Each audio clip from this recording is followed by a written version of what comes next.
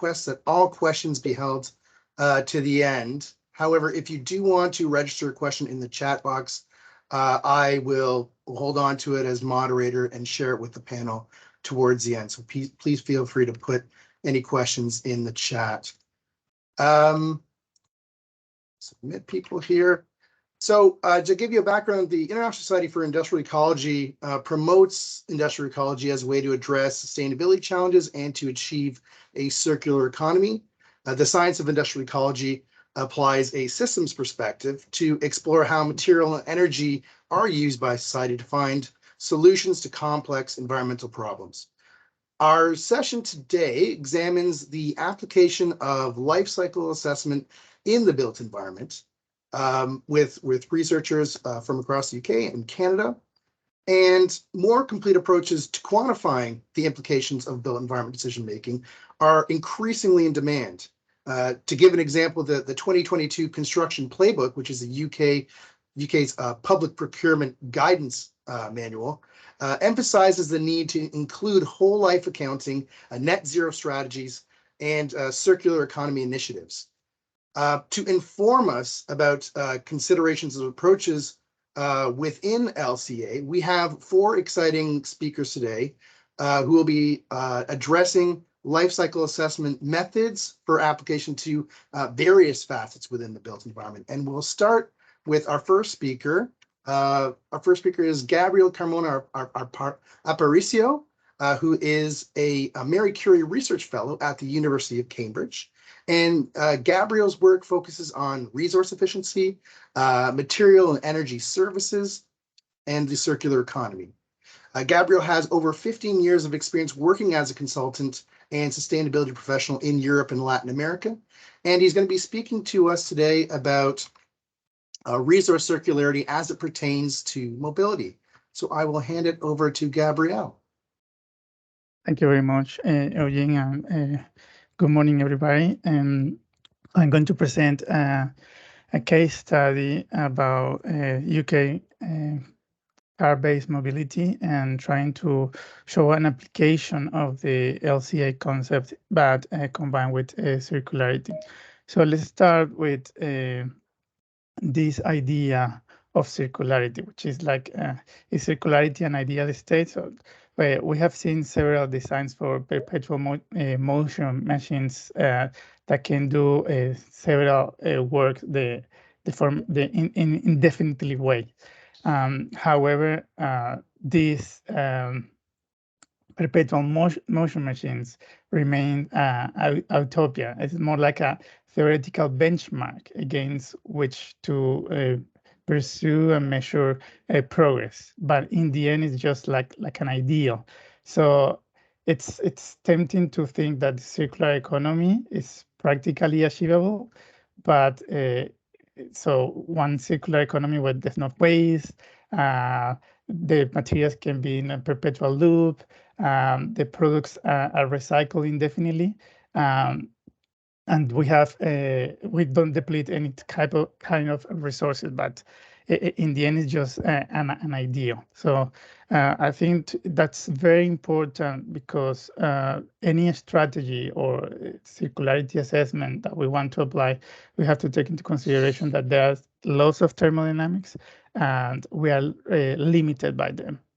So the question is, how far are we from a full circularity? So in this case, I'm showing one concept, which is the circularity index proposed by John Cullen in 2017, where the circularity index is a combination of 2 indexes more, which are the circularity quantity, which is alpha, which is the ratio between the recovered end-of-life material with regard to the total material demand, and beta, which is the circularity quality, which is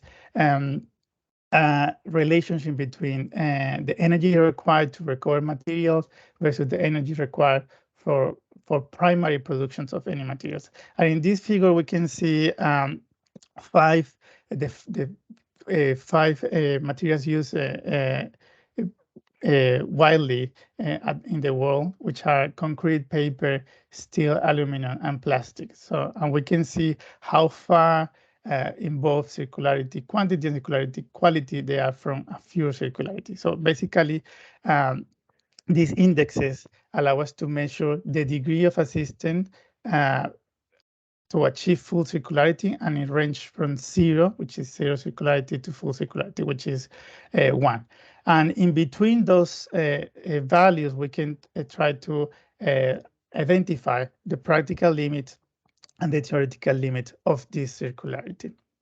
So based on this index, we have been exploring what should be the best way to apply a life cycle assessment into the index, and also how the different approaches change when we have different frameworks to compare circularity or scales of applications. So let's start with the framework, and this is based on the Ellen MacArthur Foundation. Some of their principles are applied here. And we think that one way to establish this practical and theoretical limit for the circularity index is bridging service systems, which is how to maximize society's functioning and well-being, how can we decouple resources at the same time guaranteeing the well-being of human well-being. The other aspect is how we can link decarbonization, in this case, using the principle of phasing out waste and pollution. How can we encourage long-term decarbonization? And when we think about resource efficiency policies, then how can we keep products and materials in use, which is translated, and how can we promote end-of-life recovery, reuse, and repurposing? So the framework is how can basically integrate 3 main drivers of sustainability policies, which are the Sustainable Development Goals, the Paris Agreement, and the decarbonization targets, and resource efficiency policies. So that's the framework that we want to compare the circularity. The other challenge is what is the scale of application of this index. So we can go from the micro, which is products, companies, or individual choices, to the meso, which are the sectors, the industrial parks, neighborhoods, or into the macro, which are cities, nations, or even the whole world. And let's say the challenge behind this is that the way when we increase the scope of the analysis, when we also can see how much can we have a better impact in terms of circularity, decarbonization, and service provision. So obviously the complexity of the analysis increases, but at the same time we can see how we actually align the different levels into achieving these goals. Now, with regard to the alpha index, there are some challenges, like, for example, when we analyze the global level, there's not, let's say, the input is basically equals to the output plus the net addition to stocks. But when we analyze at the meso and micro scales, the level of circularity at the inputs and at the outputs changes. Like, for example, for the vehicles, the quantity of circular flows that goes into a new vehicle at, let's say, 21%, but the level of circularity at the end of life of the vehicle, it's 95%. So basically 95% of the material goes into reuse or recycling. But it doesn't mean either that this output goes back into the same input at the same level or at the same products. So that's one of the challenges.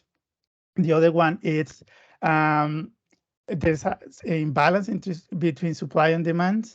Like, for example, we can recycle, let's say, all the steel that goes out this year, but the demand for that steel the next year is going to be higher because we still require more and more materials.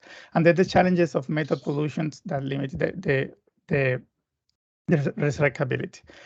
With regard to the beta index, we switch precisely to have what is the best reference point and reference direction to measure the quality of the circularity.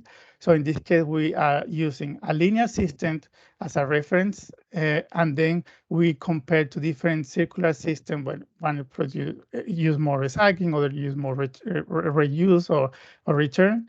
And we switch from energy into carbon emissions using a life cycle approach, precisely because we can shift some pollution when we apply different circular strategies.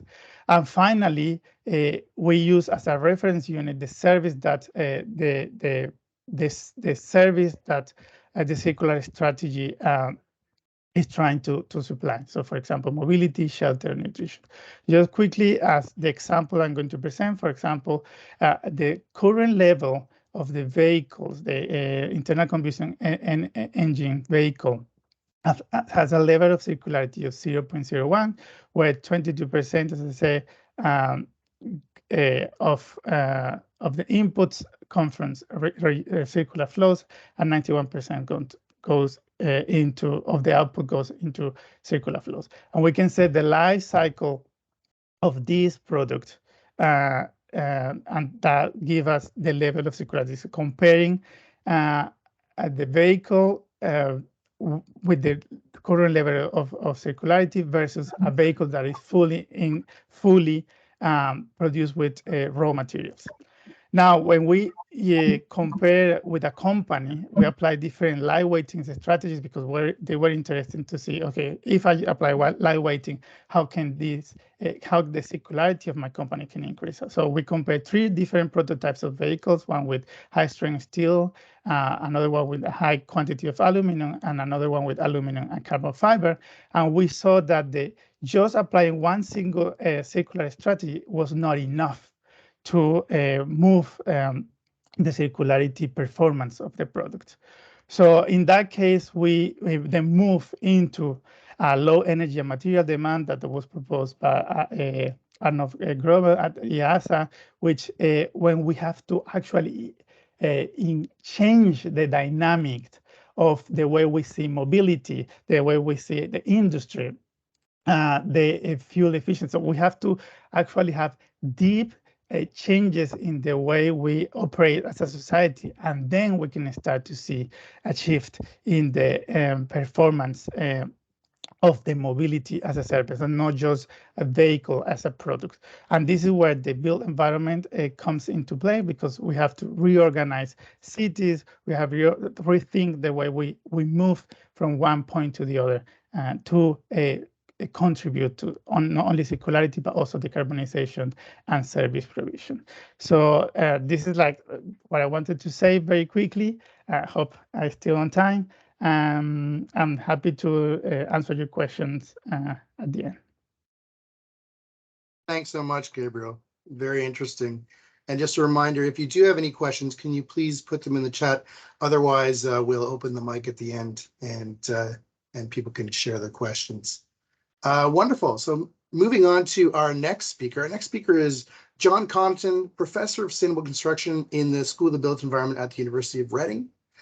John has over 40 years experience working in the construction sector with research interests exploring material use, efficiency, and life cycle carbon reduction from buildings. And John's going to be sharing work on uncertainty in understanding life cycle impacts of buildings. John, passing it over to you. Thank you very much, Eugene, and good morning, everybody. First of all, I'd like to acknowledge the work of Dr. Mike Meadus from the University of East London, who was my doctoral student here at Reading, and his work forms the basis, essentially, of this presentation. I'm going to comment just very briefly on the kind of uncertainties we face in LCA as applied to construction. And essentially, there are many of them. We often don't know what buildings are made from. We don't know how much of material goes into buildings. There are great uncertainties over the environmental impacts of materials and products. We have uncertainties over how buildings will be used, how long they will last, and what happens to them at the end of life. And particularly where we're concerned with greenhouse gas impacts. And I'm aware that Shoshanna will be talking a bit more about this later, so I won't say a huge amount, but this presentation is essentially focused around embodied carbon, which will become a bit clearer a little bit later. we also have uncertainties about the carbon intensity of energy supply. So there's lots of things to grapple with. I think generally, when we've looked at the building life cycle, certainly in the UK, a lot of our policy to do with energy efficiency and associated greenhouse gas emissions is on the use phase. This is a simple diagram taken from the ISO standards for environmental performance of buildings. A particular problem we have, of course, is that in the very early stages of building design, in what ISO terms the kind of product stages, things are even more uncertain, emphasizing some of the uncertainties that I referred to just recently.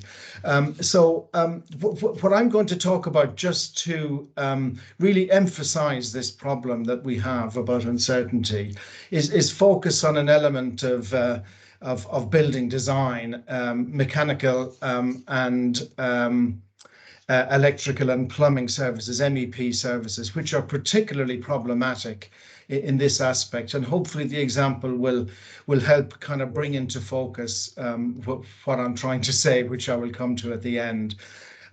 This is just a very simple schedule of some recent studies of embodied carbon of MEP services in buildings. Again, a lot of data on this table, don't focus too much on it.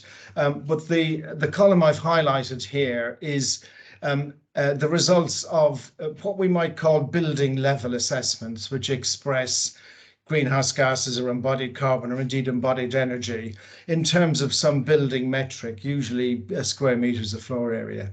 And again, without reading all of the results here in detail, we can see that they're very variable.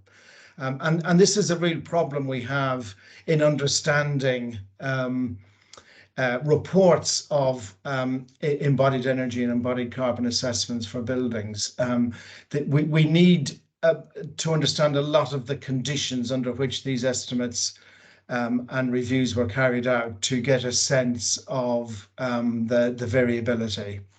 So what we did with Dr. Amidas's work, we tried to look at things the other way around to see if there was any value in more of a product-based approach. And if we took, for example, a typical MEP product in the UK, a fan coil unit, this is part of, for those of you who are not that familiar with building MEP systems, this is part of an air conditioning system typically found in commercial offices in the UK. So this fan coil unit is made up of a whole range of materials and components.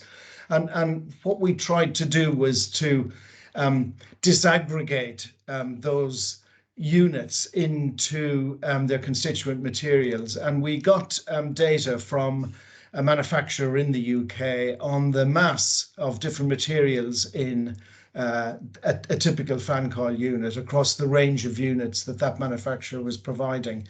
And we using the Bath University inventory of carbon and energy, we worked out the embodied carbon and indeed the embodied energy. And you can see some of the data here indicating that some of the non-steel elements, aluminium in particular, accounts for a relatively small proportion of mass and a relatively high proportion of embodied carbon. So then we thought, well, is there the potential here to look at different units across the range provided by this manufacturer to see whether there's a relationship between the mass of the unit and the embodied carbon, and in fact there is. And we also then thought, well, if there's a relationship between mass of unit and embodied carbon, is there a relationship between, for example, the rating, the cooling capacity of the unit in terms of kilowatts and embodied carbon? And there was a very significant, very strong relationship across the range. And this led us to look at some other manufacturers' units. So we took a sample of 5 manufacturers in the UK. And again, I don't want to go into great detail on the particular illustrations, but again, we see very strong correlations, for example, between the mass and the cooling capacity, and therefore the embodied energy, because there's a direct relationship between mass and embodied energy, embodied carbon. And indeed, we thought that we could do some further refinement of this kind of parametric approach. And we saw that, for example, some manufacturers use, for the casing, they use a particular grade of steel, say it's 1.2 millimeters thick. Other manufacturers use a 1 millimeter thick casing. And if we standardize those, we got an even stronger correlation.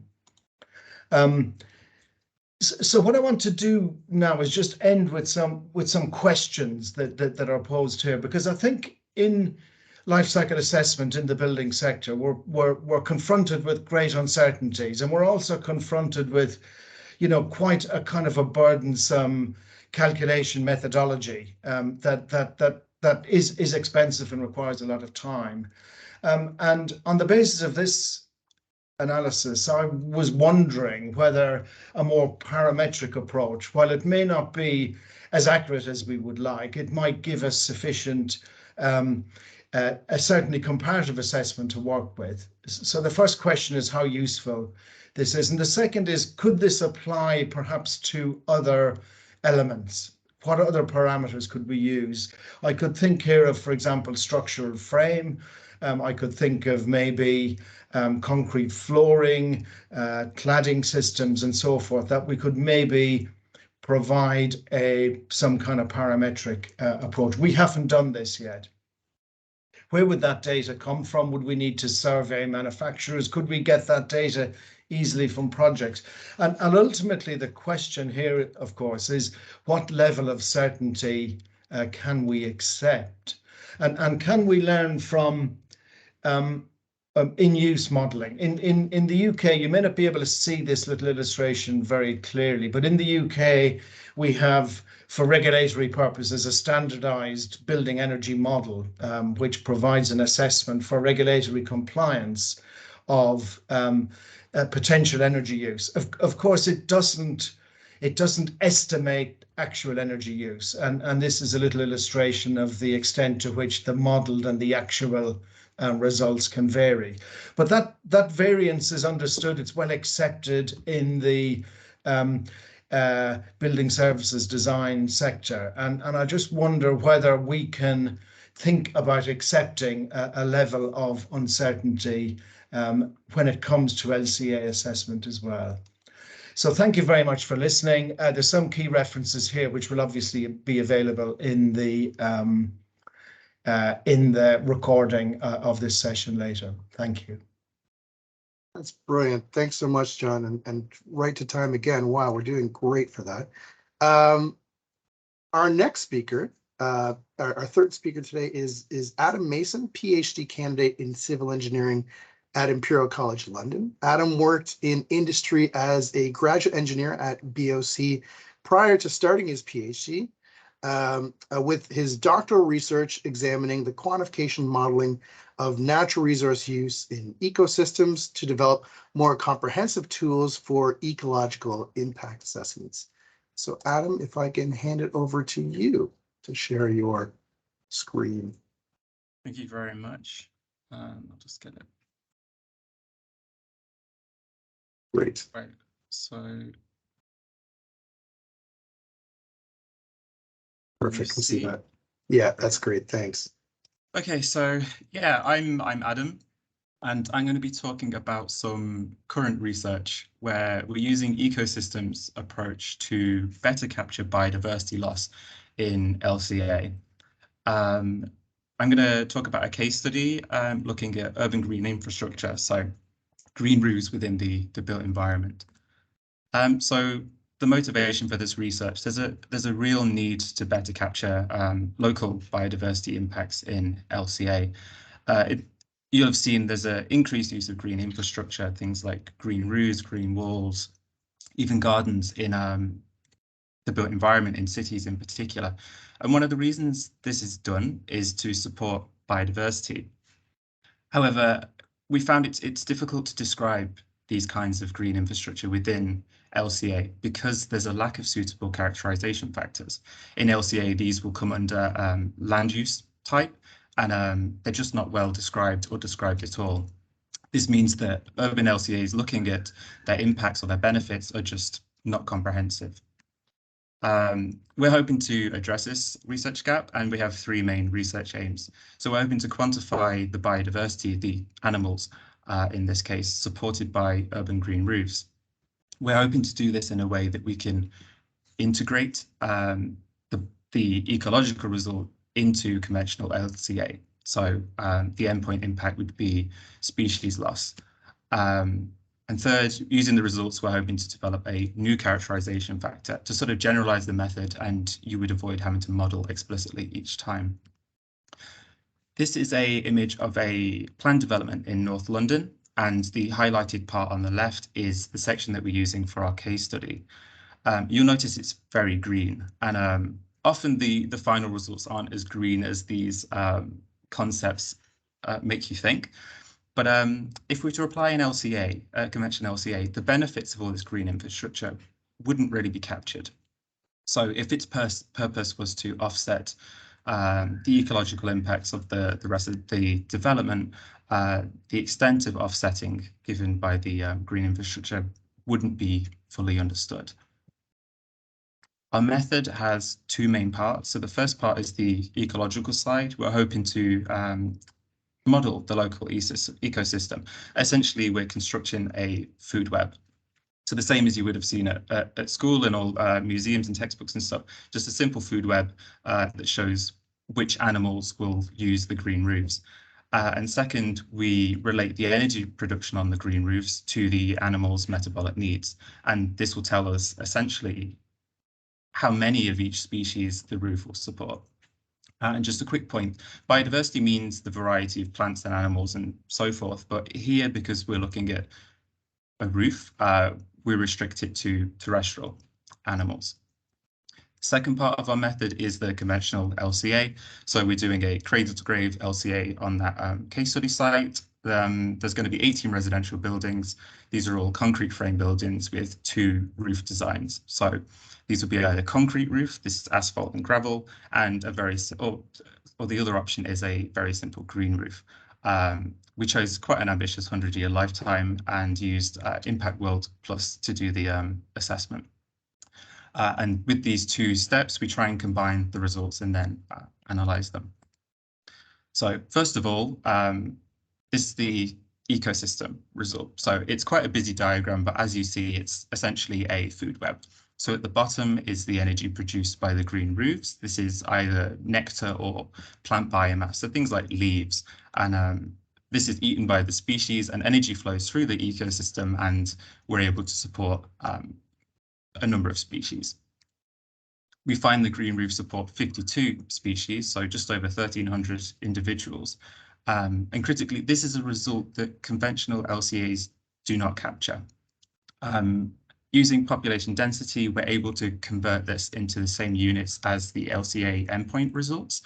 And you'll notice it's a negative value because the roofs offer a biodiversity gain. And finally, the third aim in this context, because we know the new impact and we know the time frame and the area, we're actually able to develop a new characterization factor for occupation as urban green roofs. So while we couldn't use this characterization factor to do an LCA, people coming afterwards now have that option. These three figures, again, very busy, so I'll just point out the main points. These show the combined LCA results. So conventional LCA results that we've incorporated our ecosystem results into. Two main points. Most of the impacts come from ex situ impacts, so species losses off-site. And these are mostly due to the midpoint freshwater ecotoxicity. So this is the very large yellow bar that you'll see in figure A. The highlighted part, this is the biodiversity gain from the green roofs. Again, the part that the conventional LCA could not capture. Because it's a gain, this gives us the option to offset some of the impacts, which was one of the main reasons that this development site was using the green infrastructure. So how much can it offset? We actually found that it offsets all of the other in situ impacts. So the impacts related to the rest of the site that isn't green, so things like pavements, paved areas, and car parks, so forth. And we're actually able to offset 7% of these ex situ ecological impacts. So while it might be intuitive that the green roofs are the better design option, our modeled results means that we actually begin to understand what better means for the site, for the case study. So what does this mean for the case study? While the green roofs do provide some benefits, they can't actually offset the development's ex situ impacts. As I showed, most of the impacts are ex situ, relating to freshwater ecotoxicity, which itself is driven by the use of transport.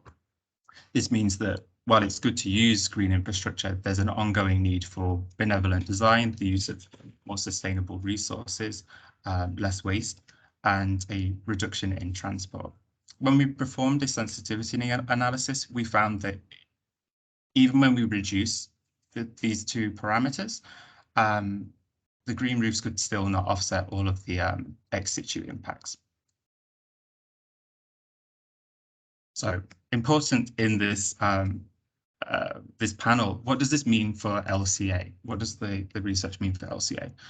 This ability to capture biodiversity in LCA, it really improves our understanding of how green infrastructure can support sustainable urban design and achieve one of the sustainable development goals, sustainable cities.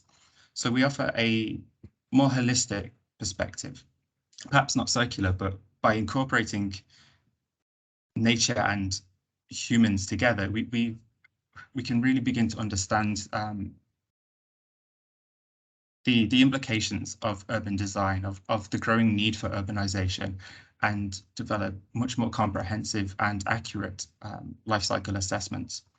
Our method explicitly models the ecosystem and the ecological impacts of green infrastructure, rather than just suggesting what the impacts would be, which means that the improvements, the characterization factors that are developed, they're underpinned by quantitative rather than qualitative data, which again gives them some robustness. And finally, with a more comprehensive assessment, more comprehensive life cycle assessments, this improves at the point of decision making. When people are looking to design more sustainable urban environments, it really helps to inform sustainable decisions when it matters most, rather than you know, after the fact. They've already done all the damage and avoided the chance, missed the opportunity to make considerable differences. Also, a benefit of our work, while we apply it here to a green roof in the urban context, it's really not restricted by location, climate, or infrastructure design. So this gives it excellent potential for future work and multidisciplinary application. Applied in the right way, it also means we can improve the way we quantify biodiversity loss across midpoint categories, not just at the endpoint. And because we're able to develop characterization factors and give it some generalizability, you don't have to model the ecosystem each time, which means at the user end, the change would be a greater range of characterization factors, which means that these different land use types could be properly described and distinguished across the built environment. This gives LCA a much more granular application. So the bigger picture, as I mentioned earlier, the ability to realize this goal of sustainable cities and to really support human and nature together. The restrictions, similar to what John said, it all relies on good data. So while we have the ability to do quite a lot of the work, we still need ongoing data collection and hard work to make it real. Thank you very much. I know this was a slight foray into ecology, more than just the LCA itself, so hopefully it all made sense, and I'm happy to answer any questions afterwards. But thank you for listening. Thanks so much, Adam. Really interesting. And I think the inclusion of ecology and the, within our applications of LCA is an important next step as we move towards a more integrated natural system with our built environment. Wonderful. Thanks so much for that. So our final presenter today, we're very lucky to have all the way from North America in Toronto, Shoshanna Saxe, who is Associate Professor in Civil and Mineral Engineering at the University of Toronto, and as well the Canada Research Chair in Sustainable Infrastructure. Shoshanna examines the interrelation of the physical world and society with a focus on environmental sustainability, considering what we should build and how we should build it.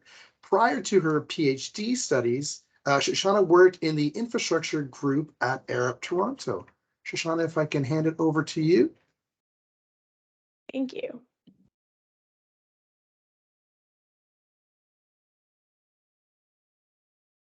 Okay. Can you see that? Okay. We can see that. Thank you. Perfect. And I think I am awake enough to make this presentation, but thank you very much for having me. So I'm going to talk particularly about embodied carbon this way and pathways to use the way we design the built environment to reduce the embodied carbon in our buildings and also in our horizontal infrastructure. And given the context of LCA, I'm really talking about cradle to gate, or particularly A1 to A3 emissions.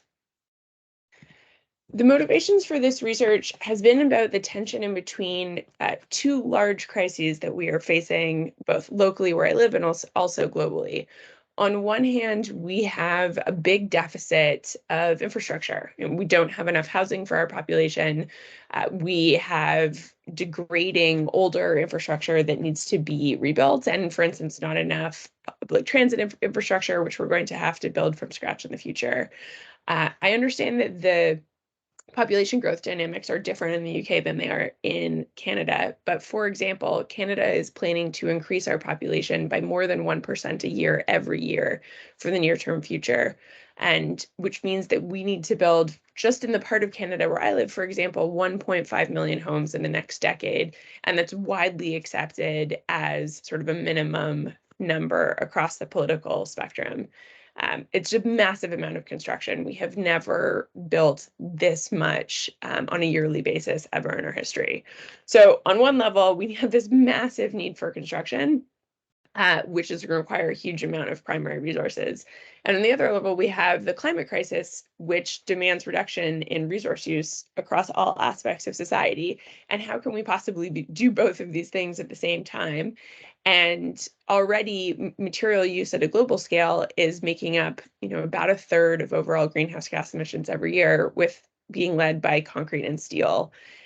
So how can we build so much more with less? And Sorry, others have already. Sorry, just to interrupt you. We're looking at the presenter view and not the slide view. If you can just swap them. Apologies, I should have caught that earlier. Oh, okay, hold on, let me stop and Cheers. reshare. Okay. You're seeing all the secret notes. Okay.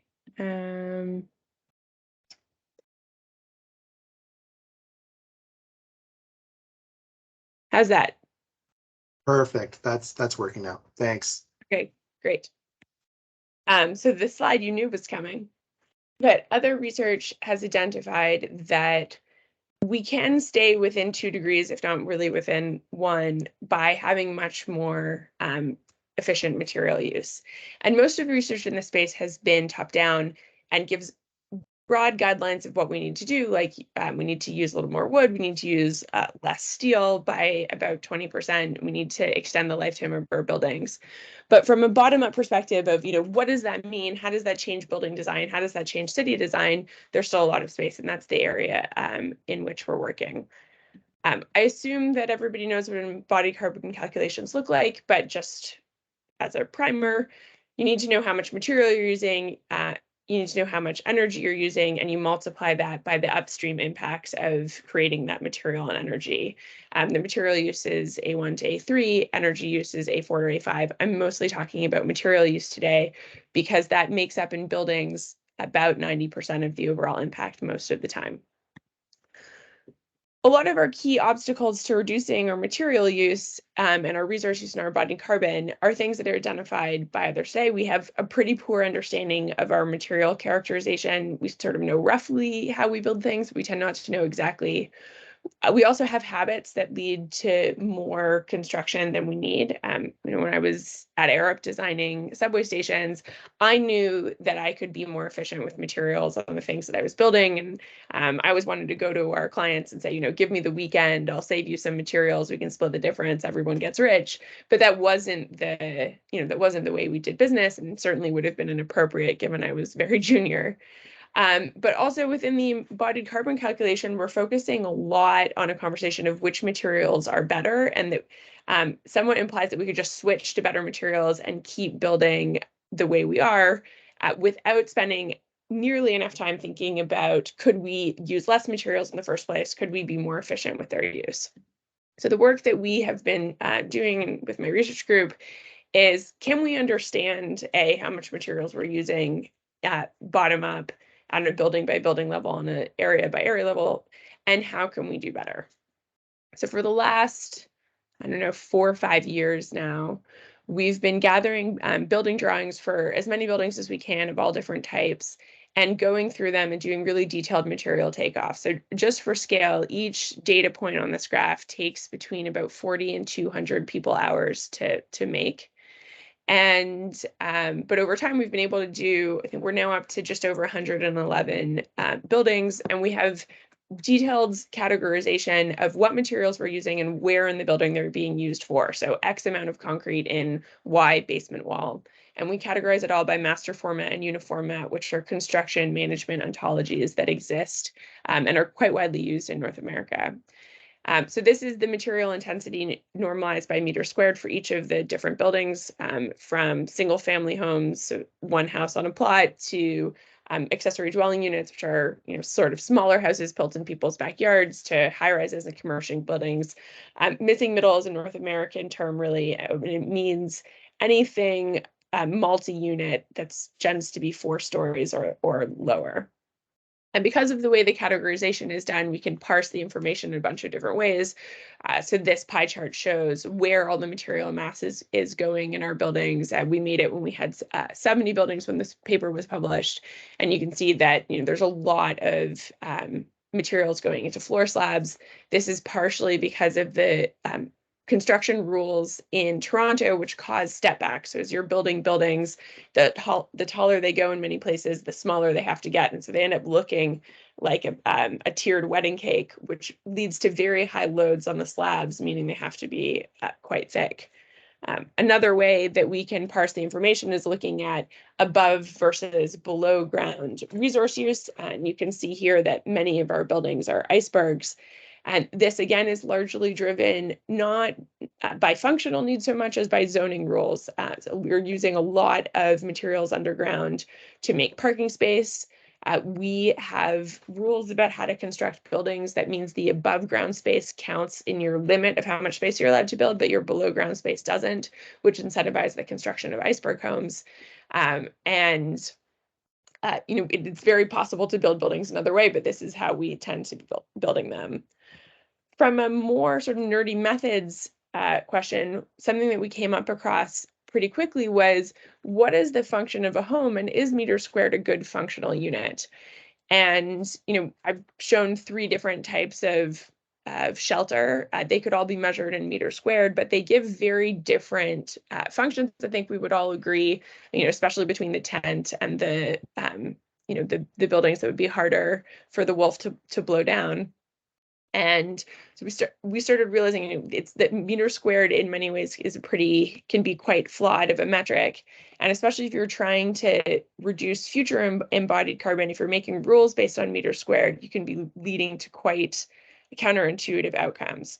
So one of my PhD students compared single family homes in 3 different cities.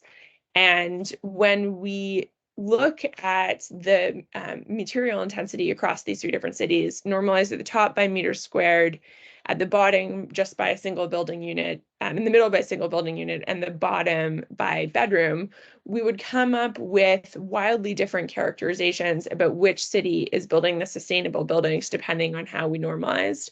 And even within the city itself, the buildings that would look sustainable are quite different if we go from meter squared, where things tend to be relatively flat, to per bedroom, where you have much more of a difference from one building to another.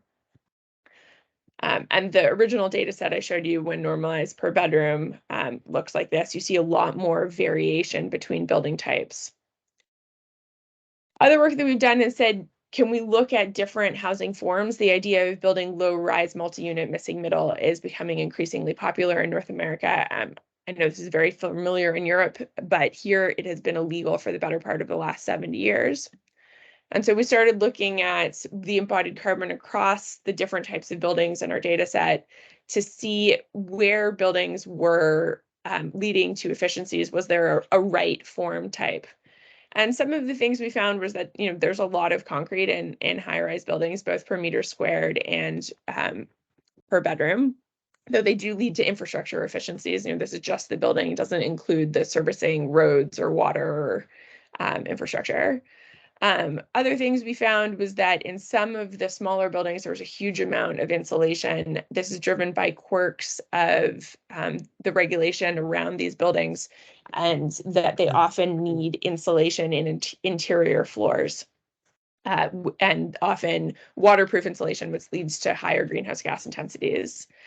And then between other types of missing middle housing and single family homes, we were finding that generally the missing middle housing is slightly better than single family homes, but that there was more variation within a class than between classes. And so it was becoming really important not just to build the right form, but also to make sure we built that form itself well. And so I know I'm running out of time, and I want to touch briefly on our work on transportation infrastructure. We also have looked at how efficiently transportation resource use is being used. This is a map of the materials in all of the roads and bridges in Toronto, and normalized by how many people and jobs it's serving. And in many instances, we found that, as you can see, the huge color gradation across this, we're building a lot of infrastructure we're not using very intensely, which implies that we could get a lot more bang for our buck. So what? I mean, we need to do the classic avoid, shift, improve by starting with avoid. There's a lot of opportunities to build better, both in terms of form and infrastructure use intensity, before we worry about shifting to different materials or improving the materials we're actually using. One of the biggest things that makes houses or homes less material intensive is they're smaller. I know that seems like an obvious thing to say, but we tend to regulate on a meter squared per meter squared basis, which doesn't talk at all about overall material use. And so we need to take advantage of small spaces, use less stuff. Which means that there's a big advantage to shared public space at the community and the building level. The number one thing we can do is reduce how much we build underground, especially indoor parking is just a massive sack of materials and embodied carbon for very little human function. Similarly, we can get more function if we design better. So if you remove extra circulation space, you make units that are very livable without a lot of wasted space, you'll get better outcomes. So lots of opportunity to build differently, to build more within, while also lowering our embodied carbon. But to do that, we're going to need good design to make smaller spaces and more shared communal space desirable. And thank you very much. Thanks so much, Shoshanna. That's brilliant. And I just want to open the floor now to anyone who has any questions. If you want to unmute yourself and ask a question, please feel free to do so. I should just note that Gabrielle is about to step out about 5 minutes before the hour. So if you have a question for Gabrielle, please, thank you for raising your hand. Azad, you have a question? Yeah, just a quick question to John. When we heard that there are uncertainties for the building materials, can we not have an inventory of like a building materials, what we're going to, let's say for a residential building, we know exactly what we're building on, total number of materials that we're putting in. Can we not take that as account for like, total when you do the LCA? And also, we also know probably an expectations of the lifespan of the building. How long will it last? Will it 100 years, 150 years, 50 years, etc. So based on that, can we not set also a boundary for that lifespan? Just a quick question on that. Yes, and if I can answer quickly, thanks very much. A useful question. I think yes, you can have an inventory of materials for certain kind of standard building types, and I suppose certainly in the UK, residential buildings, houses. Are very amenable to that. I think the picture becomes much more complex in the world of commercial construction, and I suppose I emphasize that in my in my presentation. But yeah, you can have that. I think you will have to accept that that kind of inventory won't apply to every building. And part of the point I was making when I said, we don't always know what buildings are made from, is when we use complex components, and I picked MEP services to illustrate that. We very often don't know what is inside those components. And a fan coil unit, which I showed, is a kind of an example of a relatively simple unit, but yet it's made up of all kinds of different materials, different metals, different plastics, wiring, polyurethane, foam insulation. Breaking that apart, disaggregating it into its constituent materials is a sort of a difficult analytical problem. But yeah, crudely, we can have an inventory. Just a quick response to your point on how long things last. That's open to really considerable debate, and I would just say, for example, in the UK, most of our housing is over 100 years old, and it wasn't really designed and built to last that long. A lot of it is actually weathering very poorly, and there is great variability over not only the durability of sort of individual materials, but how they work in a building assembly. So we can certainly model these things, and we can have uncertainty factors to allow us to run some scenarios, but in the end, we don't really know how long things last. Thank you. Thanks for that question, Azad. I see we have another question from Hatzav. Hatzav, would you like to turn on your mic and ask your question, please? Yes, thank you, Eugene. This is a question for Adam. Adam, can you hear me fine? Hello? Can you hear me? We got a thumbs up from Adam. Yeah, my mic was off. That was on. Yeah, Adam. So thanks for the interesting presentation. It's very exciting work. You mentioned. So I wanted to know, is this method scalable to larger development levels, like the neighborhood level, where you can model streetscapes, urban tree, promenades, parks, etc.? And you also mentioned you have restrictions regarding the data to model the results you achieve. So I wondered, what is the data required for this method, and is it scalable in the construction industry, current construction industry? Thanks. Yeah, no, thank you. They're good questions.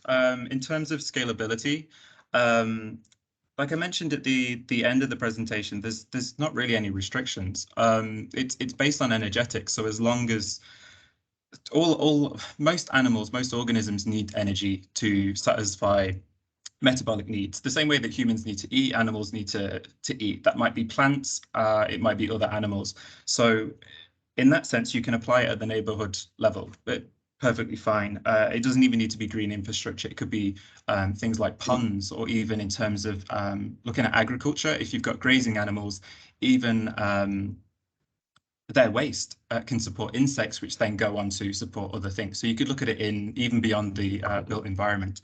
In terms of data, yeah, this is to avoid assumptions, really, because when we're doing the food web and particularly the flow of energy through the ecosystem to see what's supported, it's good to know their what's called the assimilation efficiency. So when an animal eats another animal, it won't be able to take on all of the energy, and that affects how many individuals it needs. So you need a lot of data on what local populations are in your neighborhood, for example. So what kind of birds, what kind of rodents and stuff, but also information on their diet and information on how well they process their food. You can assume these things, and we've had to make assumptions, but like with all things, the more data and the more accurate the data, the better the results will be. Thanks very much for that question, Hatsav. Really, really interesting thing to think about scalability. And I'm going to use my moderator's prerogative here and ask a question of my own to the panel. Because I imagine, just given that you're all working in forward thinking and future visioning areas to consider a more environmentally sustainable built environment, I wonder, and I do imagine, you might have thought about this, maybe not professionally, but maybe on a personal level. What are the big changes that you all see coming to the built environment over the next century? How do you envisage a future built environment? And I know we have two people who are living in London now and one person in Toronto, so the answers may differ, but I'm just curious to wrap us up. Where do you see the built environment changing and as a result of your delving into life cycle assessment? Maybe we can start with Shoshanna. I think it depends on how good a mood I'm in, how optimistic the answer is, but let's go with an optimistic one. I see a freezing of the boundary of how much land we use for human habitat. It's something that we really dramatically need to do, and I think eventually we will have to, with very little sort of new land take.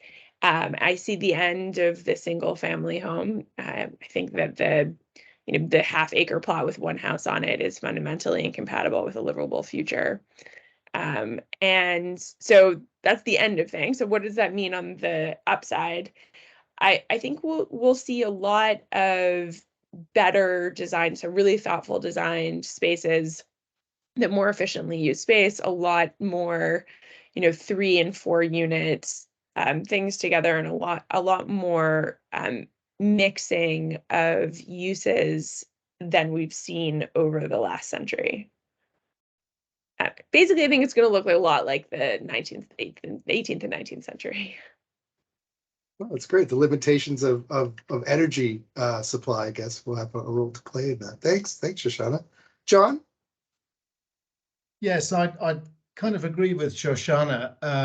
I think one of the rather pessimistic things is that when you look at population growth forecasts over the next kind of 30 to 40 years, when you look at the extent to which that's going to involve considerable migration from rural to urban areas, it's on the growth of cities and built infrastructure is kind of unavoidable globally, and when you marry that with the kind of very strong relationship that economic and population growth have with material resource consumption, then inevitably, the picture looks rather gloomy. Arguably, we're going to be using much more stuff to build more buildings, to create more infrastructure, to fuel more economic growth.